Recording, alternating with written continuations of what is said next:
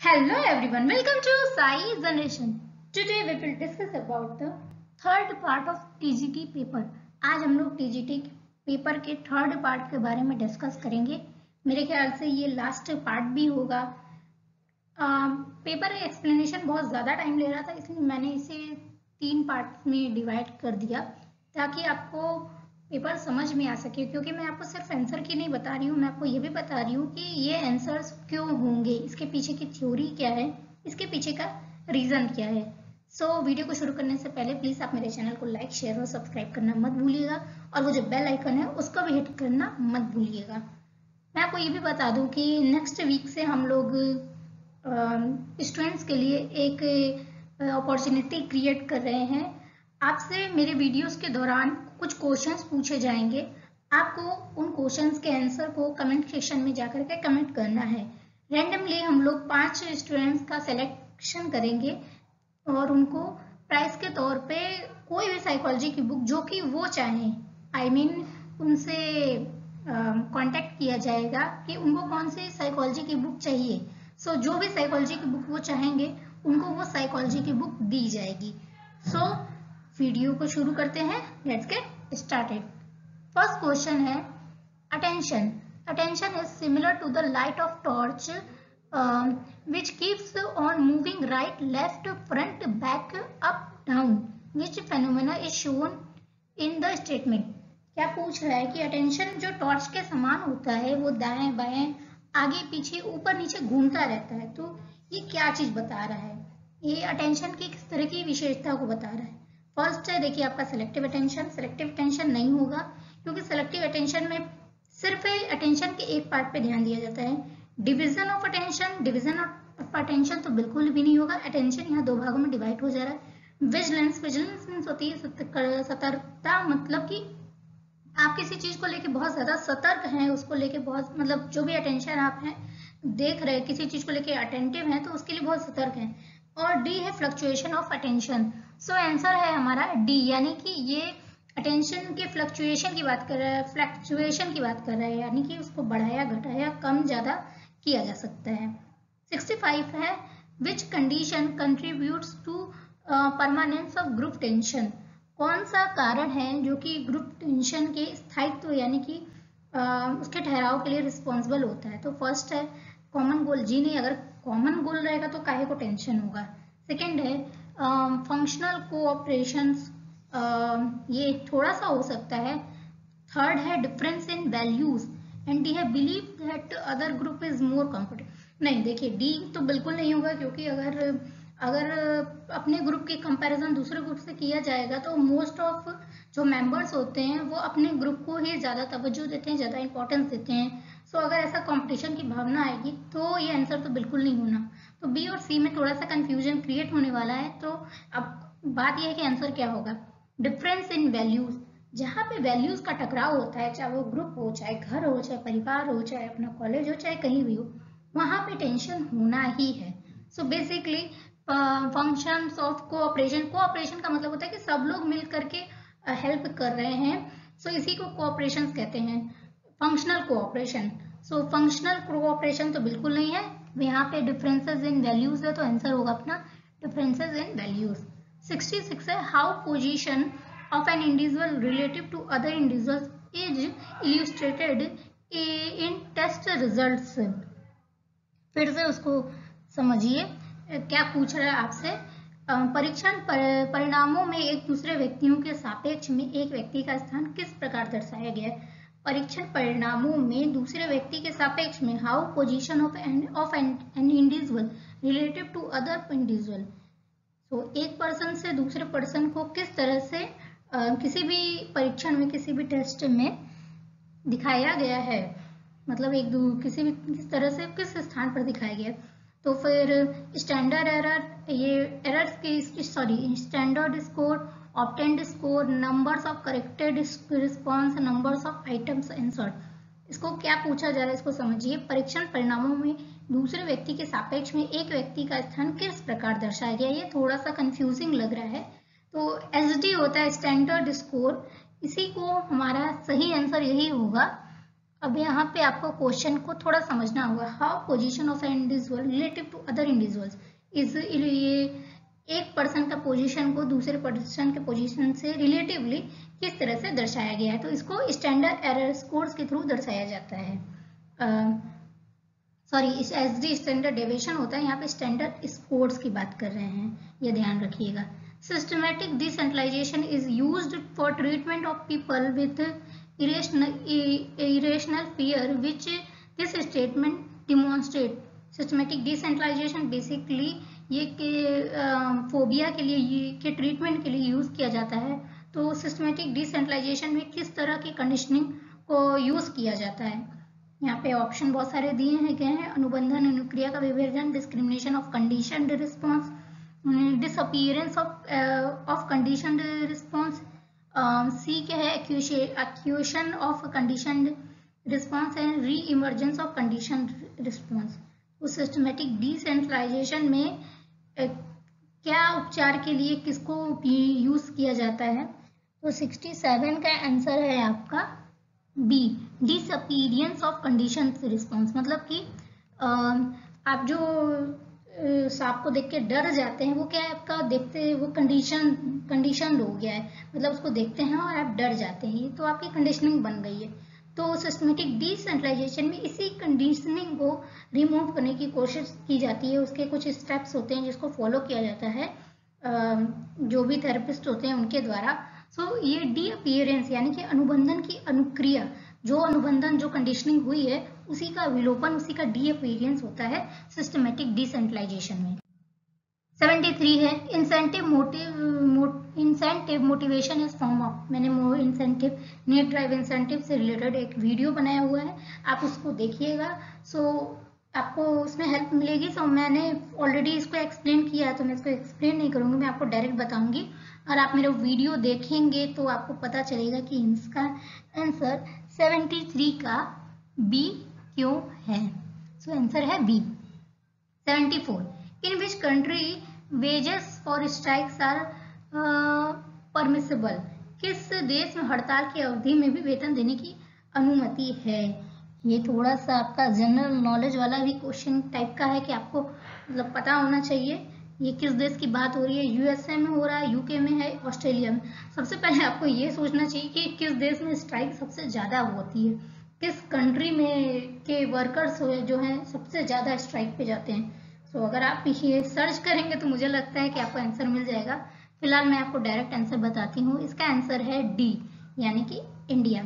India में अगर आप हड़ताल करते भी हैं तो भी आपको जो भी है सैलरी आपको मिलेगी। इसलिए इंडिया में चाहे पानी वाला, चाहे म्यूनसिपल कॉर्पोरेशन हो, जिन्हें मैं पानी वाला बोल रही हूँ, चाहे म्यूनसिपल कॉर्पोरेशन हो, चाहे बैंक के एम्प्लॉयज हों, चाहे हमारे टीचर्स हों, सब के सब हड़ताल पे बिना सोचे निकल जाते हैं। क्यों? क्योंकि उनको भैया पैसा पूरा मिलता है। सो सारा माया, सारा खेल पैसे का ही है। चलिए आते हैं 75 पे। Psychological implications for individual development are not involved in. Individual development के लिए कौन सा साइकोलॉजिकल इम्प्लीकेशंस इन्वॉल्व नहीं होता है। फर्स्ट है एडवाइस, सेकेंड है एजुकेशनल गाइडेंस, थर्ड है यानी सी है काउंसलिंग एंड डी है वोकेशनल काउंसलिंग। सो साइकोलॉजिकल इम्प्लीकेशंस के लिए कौन सा इंडिविजुअल डेवलपमेंट में इन्वॉल्व नहीं होता है, वो है आंसर आपका एडवाइस। देखिए एजुकेशनल गाइडेंस प्रॉपर साइकोलॉजी का टर्म है, काउंसलिंग भी प्रॉपर साइकोलॉजी का टर्म है, वोकेशनल गाइडेंस भी साइकोलॉजी का टर्म है। सो एडवाइस आपने शायद अभी तक के साइकोलॉजी में कहीं पे भी नहीं पढ़ा होगा, जिसे साइकोलॉजी के किसी एलिमेंट के रूप में या फिर साइकोलॉजी के किसी थेरेपी में यूज किया जाता है। तो आंसर होगा ए, एडवाइस। मैं आपको ये बता रही हूँ कि एडवाइस क्यों होगा, क्योंकि ये तीनों ही टर्म साइकोलॉजी में कहीं ना कहीं यूज किए जाते हैं। 76 है which of these is most sensitive measure of memory. कौन सा मोस्ट सेंसिटिव मेजर है मेमोरी का। सो ये बहुत ही इंपॉर्टेंट क्वेश्चन है और इस तरह के क्वेश्चन का आंसर तो आपको बिल्कुल पता होना चाहिए। इस तरह के क्वेश्चन जरूर आते हैं और ये है अपना रिकॉग्नाइजेशन। हम एग्जाम में जो चाहे नेट का एग्जाम हो चाहे कहीं का भी एग्जाम हो, जो मल्टीपल चॉइस टाइप के क्वेश्चंस होते हैं वो बेसिकली रिकॉग्नाइजेशन ही होते हैं। सो आंसर है आपका ए। और रिकॉग्नाइजेशन को ही मेमोरी का सबसे सेंसिटिव मेजर माना जाता है, ये हमेशा याद रखिएगा।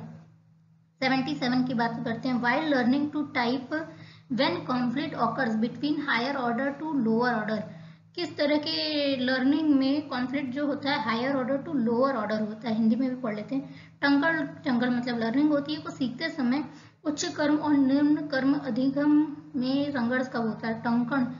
ओके ठीक है, चलिए लर्निंग यहाँ पे सीखना, अधिगम को लर्निंग कहते हैं तो टंकड़ को पता नहीं क्या कहते हैं, छोड़िए। शायद ये कॉन्फ्लिक्ट के बारे में, कॉन्फ्लिक्ट के लिए संघर्ष यूज किया जाता है, तो पता नहीं टंकड़ को क्या कहते हैं। आपको पता होगा तो प्लीज कमेंट सेक्शन में कमेंट कर दीजिएगा कि टंकड़ मीन्स क्या होता है। चलिए आंसर की तरफ आते हैं। 77 में क्या आंसर होना चाहिए?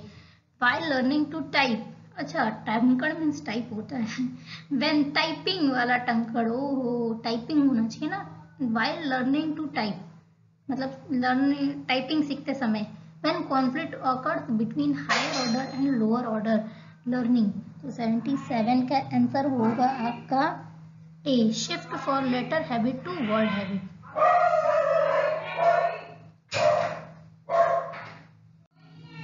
चलिए आते हैं अपने नेक्स्ट क्वेश्चन की तरफ।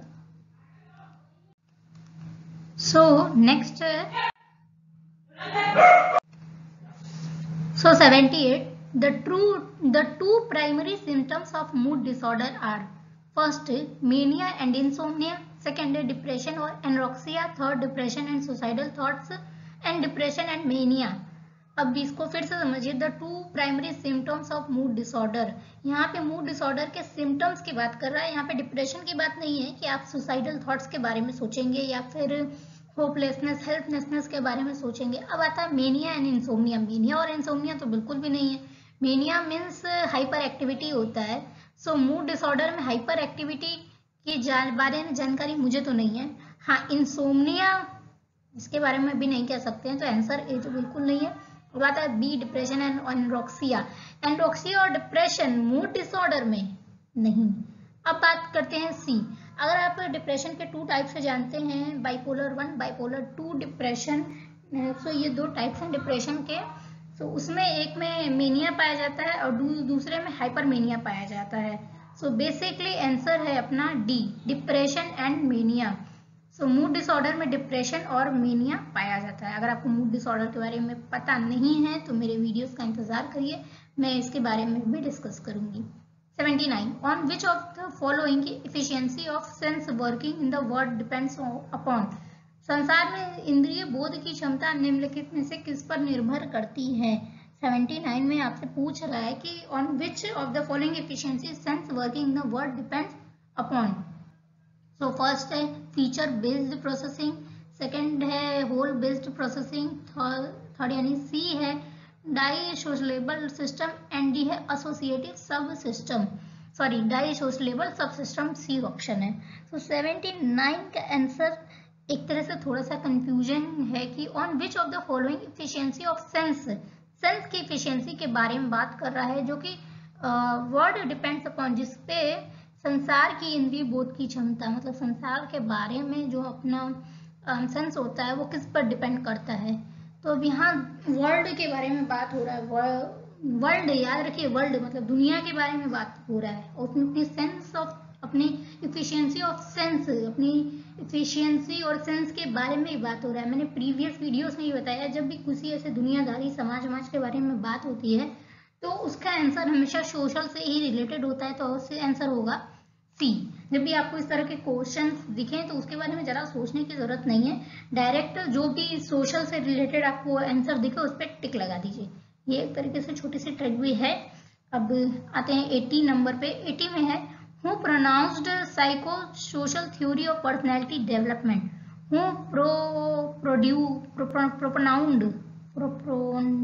प्रोपाउंडेड पता नहीं, व्यक्तित्व विकास के मनोसामाजिक सिद्धांत का प्रतिपादन, डेवलप्ड में सबसे इजी वर्ड यूज करती हूँ, developed psycho social theory of personality development. Psycho social theory of personality development, psycho social theory of personality development किसने दिया है? फ्राइड ने नहीं दिया, उन्होंने साइको एनालिटिक दिया है। सुलिवान ने भी नहीं दिया है, सल्वन लिखा है, सुलिवान नाम है इनका, तो इन्होंने भी नहीं दिया। अब आता है एरिक एरिक्सन और डी है जूम। तो जूम के थ्योरी को में आर्केटाइप, कलेक्टिव अनकॉन्शियस, इस तरह के टर्म्स यूज किए जाते हैं। इरिक्सन ने ही बताया है विश्वास बनाम अविश्वास, स्वतंत्रता बनाम लज्जाशीलता, पहुंच शक्ति बनाम दोषिता। ये कुछ ऐसे क्या कहते हैं कॉन्फ्लिक्ट्स हैं जो कि डेवलपमेंट के दौरान बच्चे फेस करता है। सो जो साइको सोशल थ्योरी की बात हो रही है वो एक इलेक्शन ने ही डेवलप किया है।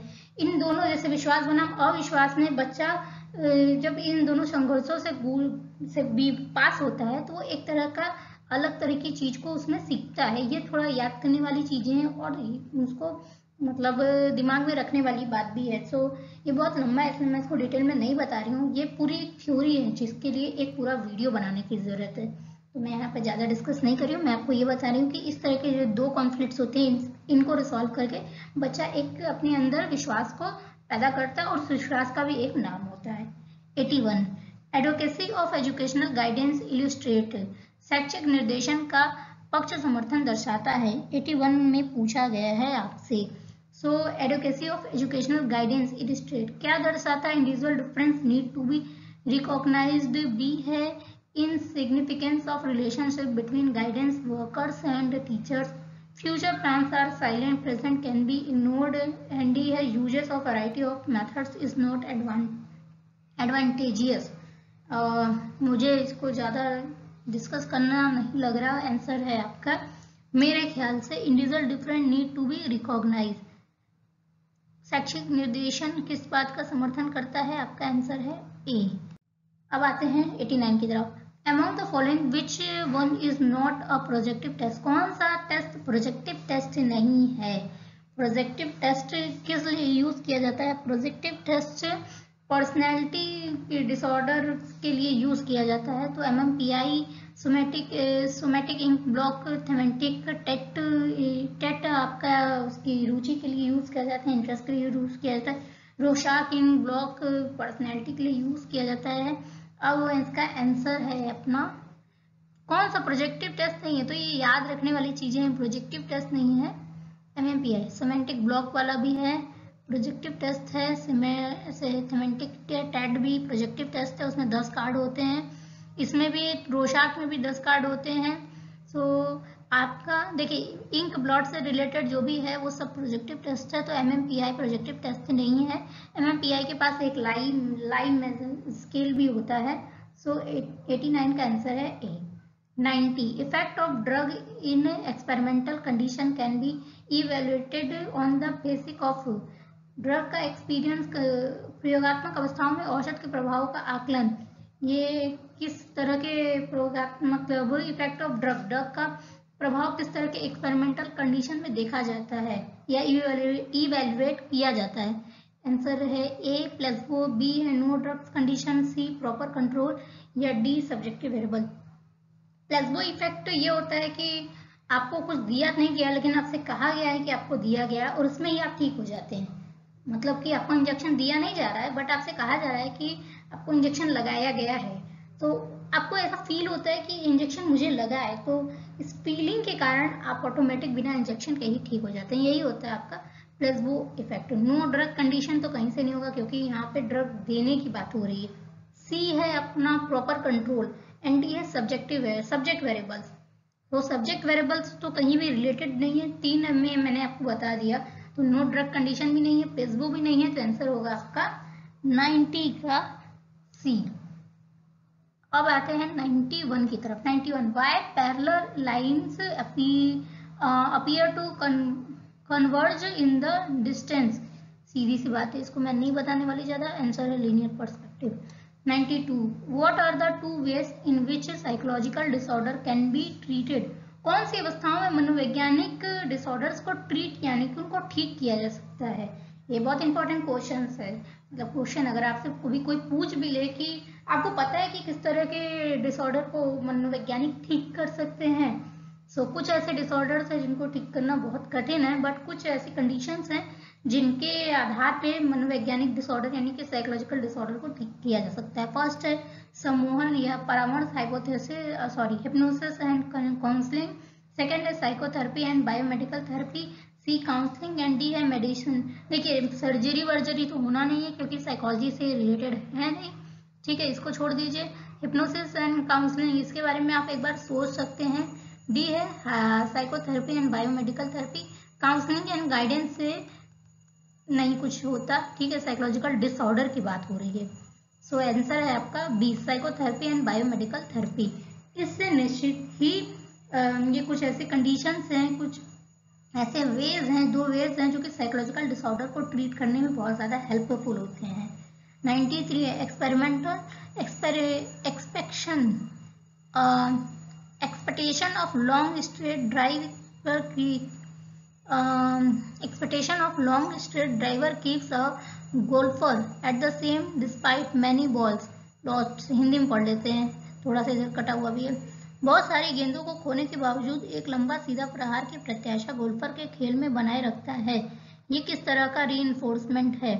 बहुत सारी गेंदों को खोने के बावजूद, ठीक है, मतलब कि बहुत सारा लॉस हो चुका है, लेकिन एक लंबा सीधा प्रहार की मतलब एक ऐसे बार हिट करना है कि मतलब गोल हो जाए, खेल में गोल्फर को बनाए रखने के लिए निर्देशित करता है। सेकेंडरी रीइंफोर्समेंट नहीं। पार्टिकल रीइंफोर्समेंट, प्राइमरी तो अपना खाना पीना भूख प्यास हो जाता है। कंप्लीट रीइंफोर्समेंट नहीं।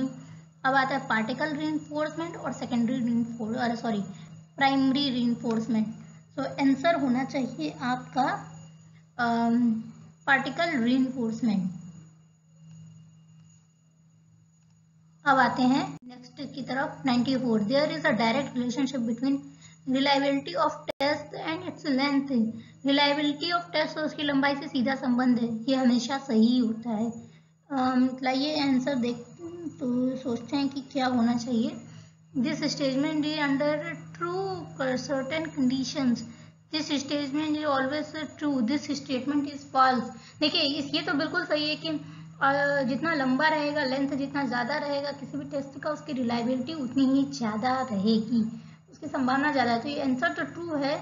अब ये ऑलवेज वाला नहीं कह सकते हैं क्योंकि कुछ कुछ कंडीशंस में ऐसा नहीं होता है। तो आंसर होगा this statement is true under certain conditions, कुछ स्थितियों में ये सही है। 95 का आंसर होगा। 95 पहले क्वेश्चन पढ़ते हैं फिर उसके आंसर के बारे में बात करते हैं। Basic of qualifications of behavior in observational studies, basis of quantification of behavior in observational studies, निरीक्षणात्मक अध्ययनों के में व्यवहार के परिमाणीकरण का आधार। तो इसका आंसर क्या होना चाहिए? Frequency method, duration method, interval method या फिर डी। 95 का आंसर होगा आपका ऑल ऑफ अबव। जब भी मैंने आपको बताया कि बेसिक ऑफ क्वालिफिकेशन, तो मतलब कि जब भी इस तरह ऑल ऑफ अबव, मैंने प्रीवियस वीडियोस में बताया था कि जब भी इस तरह के ऑप्शन आए कि ऑल ऑफ अबव वाले, तो आंसर हमेशा ऑल ऑफ अबव ही होगा। सो उसी पे टिक लगा के आया करिएगा। 96 Wechsler intelligence test is verbal and non verbal performance, C होगा 96 का। वेस्लर वर्बल और नॉन वर्बल दोनों ही है। अब आते हैं 97। All our thoughts and feeling about ourselves is an answer to the question what can I do are referred to as self-concept, self-esteem, self-worth या self-efficiency. All our thoughts and feelings about ourselves is an answer to the question मैं क्या कर सकता हूँ। इसके बारे में आपसे पूछा जा रहा है, तो ये क्या है? ये आपका कॉन्सेप्ट है। सेल्फ कॉन्सेप्ट मतलब अपने बारे में जानकारी होती है। सेल्फ स्टीम थोड़ा सा डिफरेंट कॉन्सेप्ट है, मैं इसको भी डिस्कस नहीं करी। सेल्फ वर्थ मतलब होता है कि मैं कितना उपयोगी हूँ, बट यहाँ पे बात कर रहे हैं व्हाट कैन आई डू, मैं क्या कर सकता हूँ। सो इसका आंसर होगा सेल्फ इफिशियंसी, मतलब कि मैं कितना इफिशियंट हूँ किसी काम को करने के लिए, मैं कितना लायक हूँ। तो आंसर होगा डी, सेल्फ इफिशियंसी। 98 का है after 1 week interval participants of an experiment on recall of cute picture were asked to recognize the pictures in which the following condition recognition score was higher। किस स्थिति में recognition scores higher होंगे? सीधी सी बात है, physical similar destructor, socially similar destructor, prototype similar destructor या original picture. क्या कह रहा है इसको पहले समझिए। ये कह रहा है कि आपको कुछ मतलब चित्र दिखाए जाते हैं, किसी एक्सपेरिमेंटल कंडीशंस में आपको रखा जाता है, वहाँ पे आपको कुछ चित्र दिखाए जाते हैं। एक हफ्ते के बाद आपको उन्हीं चित्र को वापस से पहचानने की कोशिश की जाती को कहा जाता है, मतलब उन्हीं चित्र को पहचानने के लिए कहा जाता है। तो ये किस तरह का एग्जाम्पल है, ये किस स्थिति में चित्र को पहचानने में सबसे ज्यादा मतलब चांसेस होगा। तो फर्स्ट है फिजिकल सिमिलर, नहीं। फिजिकल मतलब कि जो चित्र है उससे मिलता जुलता। सोशल सिमिलर, सोशल वाला तो कुछ भी नहीं है भाई, क्योंकि यहाँ पे कुछ सोशल वाला यूज नहीं किया जा रहा। अब आया है प्रोटोटाइप। Prototype similar. प्रोटोटाइप क्या होता है? प्रोटोटाइप मतलब कि जो ओरिजिनल इमेज है उससे मिलता जुलता होता है। सो आपका आंसर होता है सी। ओरिजिनल पिक्चर तो नहीं होगा, क्योंकि ओरिजिनल पिक्चर मौलिक चित्र मतलब जो आपको पहले दिखाया गया है वही आपको दोबारा दिखाया जा रहा है। सो ये थोड़ा सा कंफ्यूजिंग है, बट आंसर प्रोटोटाइप, क्योंकि ओरिजिनल आपको पहले दिखाया गया है तो जरूरी नहीं है कि दोबारा आपको ओरिजिनल दिखाए गए। देखिए उसको पढ़िए वापस से। कूट चित्रों के पुनः स्मरण में के एक प्रयोग में प्रतिभागियों को एक सप्ताह के अंतराल के बाद पहचानने के लिए कहा गया। किस परिस्थिति में पहचानने के लिए सबसे अधिक प्राप्तांक, मतलब किस कंडीशन में सबसे अधिक प्राप्तांक पाए गए? तो प्रोटोटाइप सिमिलर डिस्ट्रक्टर में सबसे ज्यादा प्राप्तांक पाए गए। ये मेरे ख्याल से किसी एक्सपेरिमेंट का एक्सप्लेनेशन है, सो इसलिए इसका आंसर प्रोटोटाइप सिमिलर डिस्ट्रक्टर होगा। मैंने इसको कहीं पढ़ा है इसलिए मैं बता रही हूँ। When individual look at distant object, size is judged by। जब व्यक्ति दूरस्थ वस्तु को देखता है तो आकार का मतलब वस्तु स्थायित्व की बात हो रही है। Compromise between perspective and object. Perspective object sensory feature. जब व्यक्ति दूरस्थ वस्तु को देखता है तो आकार का आंकलन किसके आधार पे करता है? पर्सपेक्टिव के आधार पे करता है, ऑब्जेक्ट के आधार पे करता है। Compromise between perspective and object. तो आंसर दोनों ही है, तो इसलिए आंसर होगा सी। अब आते हैं 100 की तरफ। To produce best fit between job and prospective employees industrial psychologist attempt to search people who. कार्य और भविष्यलक्षी कर्मियों में सर्वोत्तम उपयुक्तता उत्पन्न करने के लिए औद्योगिक मनोवैज्ञानिक उन लोगों को ढूंढने का प्रयास करते हैं जो कार्य के लिए सर्वोत्तम होते हैं, अपने कार्य में आनंद लेंगे। तो कार्य में सर्वोत्तम होते हैं और अपने कार्य में आनंद लेंगे, मतलब कि उनको काम करना अच्छा भी लगेगा और उनको काम में बेस्ट होंगे और उनको काम करना अच्छा भी लगेगा। तो चूज द मतलब इसमें से एक सेलेक्ट करना है। कार्य और भविष्यलक्षी कर्मियों में सर्वोत्तम उपयुक्तता उत्पन्न करने के लिए औद्योगिक। तो आंसर आपको क्या लगता है क्या होना चाहिए? ऐसा तो लग रहा है कि दोनों ही आंसर सही है। वैज्ञानिक उनको ढूंढते हैं जो कि कार्य में अच्छे भी होते हैं और उसको अपने काम को एंजॉय भी करते हैं। सो ये जरूरी नहीं है, क्योंकि कोई अगर किसी समय अपने काम को एंजॉय कर रहा है, विल एंजॉय देयर वर्क, तो जरूरी नहीं कि वो बाद में भी उस काम को एंजॉय ही करे। तो जो लोग अपने काम में बेस्ट होते हैं वो अपने काम को एंजॉय भी करते हैं। So only one correct answer is correct. 101 among the following which one is not a theory of intelligence। इसमें से कौन सी थ्योरी ऑफ इंटेलिजेंस नहीं है? देखिए एंडरसन, जेम्स लांजे, गार्डनर, कोसी, ये सब है सिर्फ जेम्स लांजे की थ्योरी वो इमोशन की है। सो इसलिए इसका आंसर सी होगा। इसको ज्यादा सोचने की जरूरत नहीं है ना, इसमें कुछ एक्सप्लेन करना है।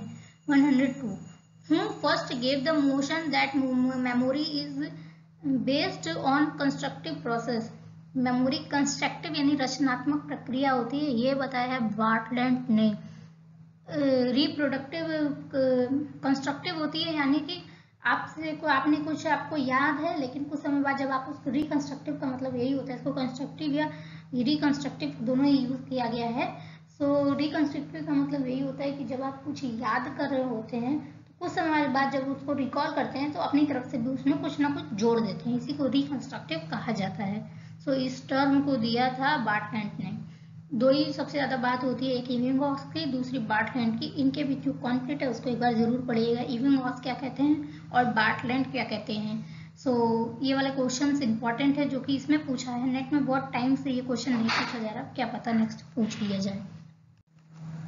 Y communal retorts occur. सांप्रदायिक दंगे क्यों होते हैं? सो इसका आंसर क्या होना चाहिए? धर्म के सिद्धांतों का बोध, दंगा करने वाले समूहों का संपर्क, समाज विरोधी प्रवृत्तियों का दमन या व्यक्तियों के बारे में अज्ञानता। सो इसका आंसर सी होगा, क्योंकि कोई भी कम्युनल दंगा रिवोल्ट्स सिर्फ और सिर्फ ignorance of ignorance about people, लोगों के व्यक्तियों के बारे में अज्ञानता के कारण ही होते हैं।